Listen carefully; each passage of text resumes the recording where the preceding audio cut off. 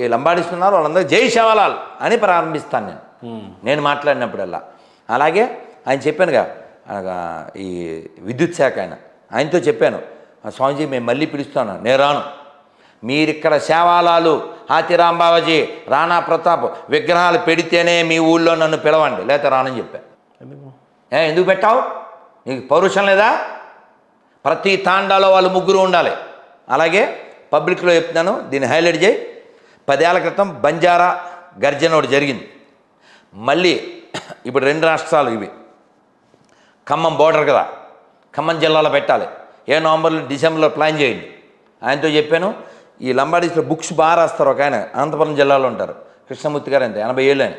ఆయనతో కూడా చెప్పా, నీది కూడా చెప్తున్నాను, ప్లాన్ చేయండి. ఈ సంవత్సరం ఎండింగ్ లోపల బంజారాస్ డిమాండ్స్ అన్నీ బయటికి రావాలి. సేవాలాల్ పాఠం ఒక రాష్ట్రంలో ఉండాలి, హాతీరాం బావాజీ పాఠం ఇంకో రాష్ట్రంలో ఉండాలి. ప్లాన్ చేయండి. సేవాలాల్ పాఠం ఇక్కడ పెట్టండి, లేకపోతే అది ఏదైనా చేయండి. ఇది నెక్స్ట్ ఇయర్ కల్లా ఇంప్లిమెంట్ అవ్వాలి. ఇలాంటి మహానుభావులు చరిత్ర ఉండదు. ఎవడో అక్కర్లేని దరిద్రం అంతా చదువుతారు. స్వాభిమానంలే, పౌరుషంలే, డబ్బులు లేని వాళ్ళు ఏం లేదు, సొమ్ము దమ్ము ఉన్న వాళ్ళు ఉన్నారు. అమాయకులు ఎందుకు వెళ్తున్నారు? ఎడ్యుకేట్ కాలేదు కాబట్టి.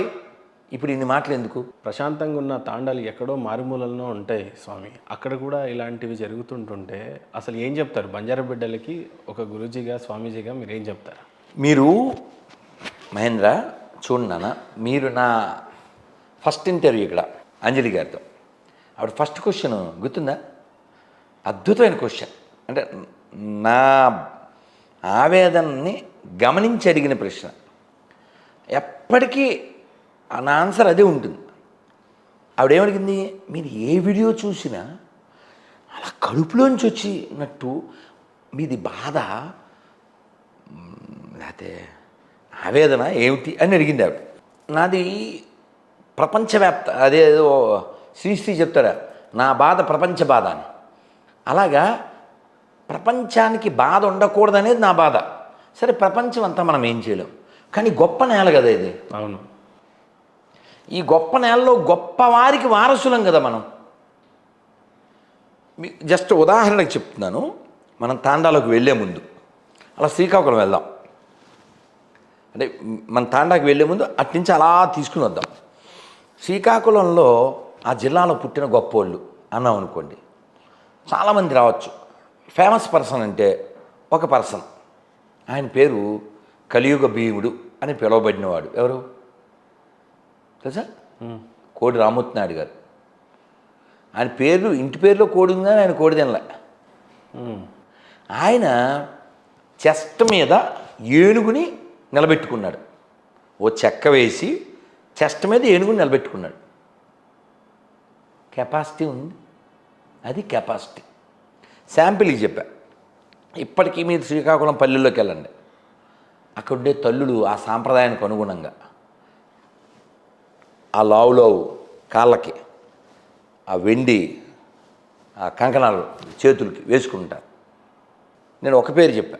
అలా ముందుకు వస్తే విజయనగరం జిల్లాలో ఆదిభట్ల నారాయణ దాస్ గారు సంగీత కళాశాల ఉంది, మన ఘనసాల గారు చదువుకున్నారు, సాయంటి గారు కూడా చెప్పారు. బొబ్బిలి వీణకి ప్రసిద్ధి.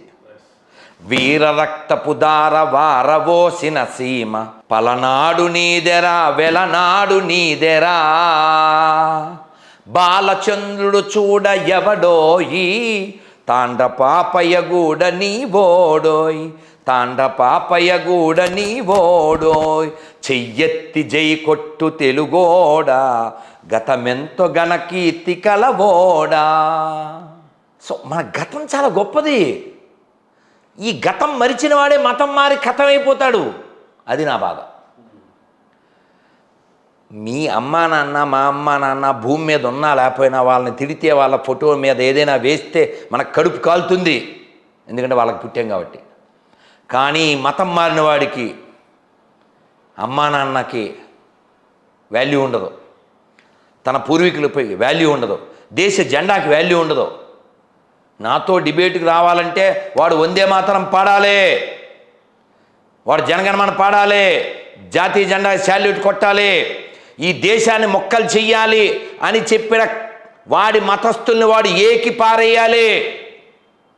లేకపోతే వాడి పేరు ఉపేంద్ర, వాడి పేరు విజయ్ కుమారా. ఈ దేశాన్ని 2 ముక్కలు చేసేసి ఈ బోకులు కేకులా ఇచ్చేయాలా? దానికి వ్యతిరేకిస్తాయి ఎడారి మతాలని.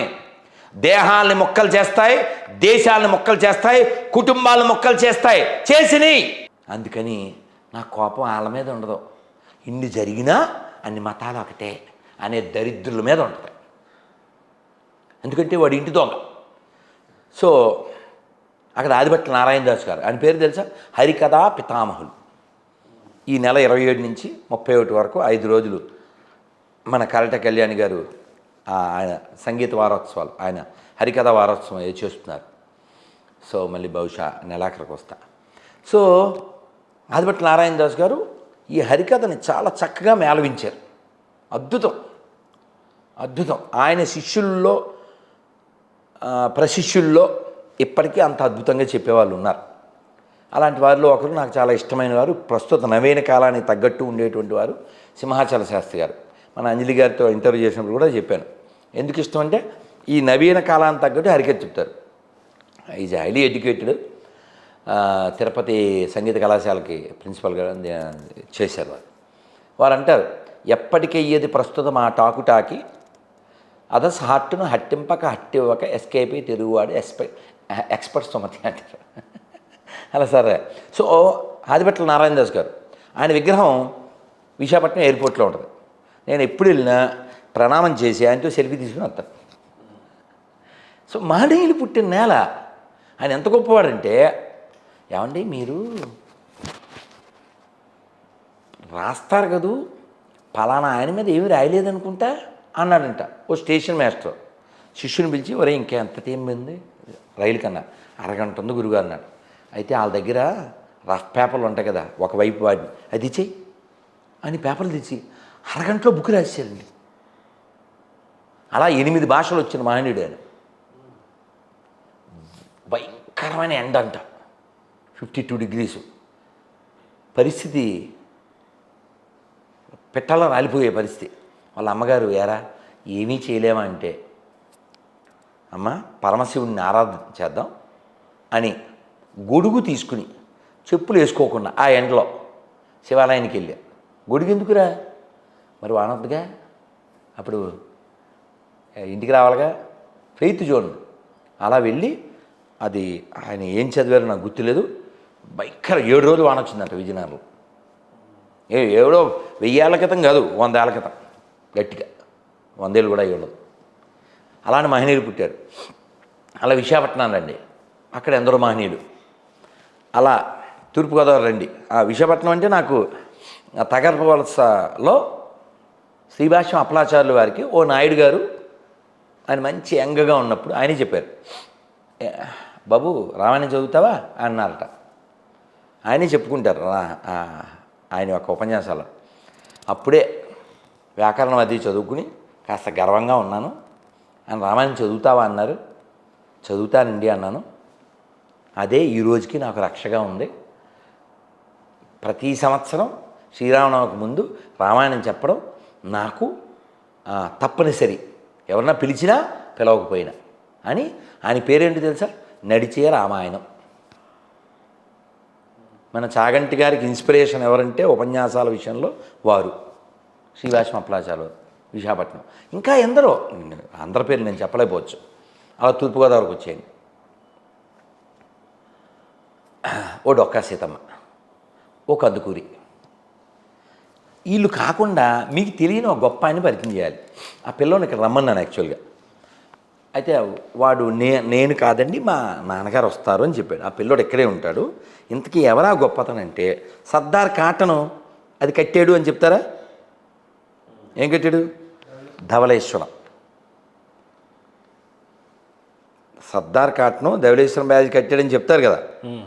మరి ఆ వెనకాలుండి నడిపించింది ఎవరు? ఆయన వెనకాల ఒక ఇంజనీర్ ఉన్నాడు.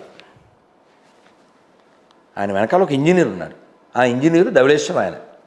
ఆయన మద్రాసు వెళ్ళి అప్పట్లో 18th centuryలో ఇంజనీరింగ్ చదువుకుని వచ్చి ఎక్కడెక్కడ తిరగాలి, ఎటువైపు వెళ్ళాలి, గుర్రాల మీద ఈయన్ని తీసుకెళ్ళినవాడు. ఈయనకి ఒళ్ళు బాగుపోతే సర్దార్ కాటన్కి ఆరోగ్యం బాగు చేసినవాడు. ఈయన లండన్ వెళ్ళిపోతే దాన్ని కంటిన్యూ చేసినవాడు.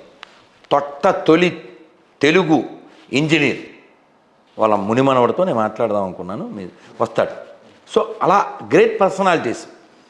అలాగే 1910లో అంటే ఇప్పటికి ఎన్నాళ్ళండి, 114 ఏళ్ల క్రితం